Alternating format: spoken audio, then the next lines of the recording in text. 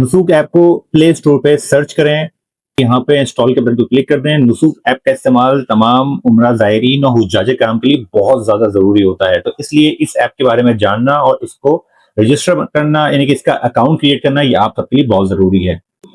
جیسے یہ نسوک کا ایپ انسٹال ہو جائے گا، آپ نے اس کو یہاں سے اوپن کر لینا ہے۔ اوپن کرنے کے فوری بعد اس طرح کا دیکھیں انٹرفیس آپ کے سامنے آئے گا۔ یہاں پہ آپ نے لاگ ان یعنی رجسٹریشن پہ کلک کر دینا ہے، کیونکہ آپ فرسٹ ٹائم اکاؤنٹ کریٹ کر رہے ہیں تو آپ نے اس والے آپشن پہ کلک کرنا ہے۔ اس کے بعد اس طرح کا انٹرفیس آئے گا، یہاں پہ آپ نے کمپلیٹ نام لکھنا ہے سب سے پہلے والے کالم کے اندر، اس کے بعد پھر آپ نے ای میل ایڈریس لکھنا ہے، وہ ای میل ایڈریس جو ایکٹیو ہوگا۔ اس کے بعد اس کا پاسورڈ یہاں پہ کریٹ کر دیں، ایسا پاسورڈ کریٹ کریں جو کہ آپ کے لیے یاد رکھنا آسان ہو، اور جس میں تمام اسپیشل کریکٹر، کیپٹل لیٹر اور تمام جو اسمال لیٹر ہیں اس کا پورا فارمیٹ یہاں موجود ہو۔ اس کے بعد کریٹ یور اکاؤنٹ پہ کلک کر دیں۔ اس طرح کا انٹرفیس آپ کے سامنے آئے گا، آپ کا اکاؤنٹ کریٹ ہو چکا ہے اور آپ نے یہاں پہ سمپل جو ہے وہ اپنا ای میل ایڈریس اور اپنا آئی ڈی پاسورڈ ڈال کے اکاؤنٹ کو اوپن کر لینا ہے۔ اس طرح کا انٹرفیس آئے گا۔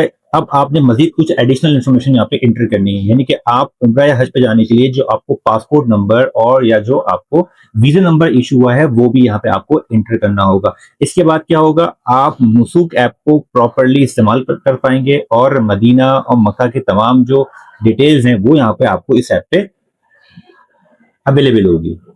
ایڈیشنل انفارمیشن کے اندر آپ نے یہاں پہ نیشنلٹی سلیکٹ کرنی ہے، اگر آپ پاکستان سے ہیں تو یہاں پاکستان سلیکٹ کیجیے گا، اگر آپ انڈیا سے ہیں تو انڈیا سلیکٹ کیجیے گا۔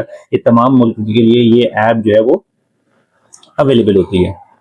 اس کے بعد یہاں پہ اپنا آپ پاسپورٹ نمبر انٹر کرے گا، اس کے بعد یہاں ویزا نمبر انٹر کر کے ویریفائی یور اکاؤنٹ پہ کلک کر دیں۔ یہاں پہ آپ کا نسوک ایپ جو ہے وہ اپڈیٹڈ ہو چکا ہے۔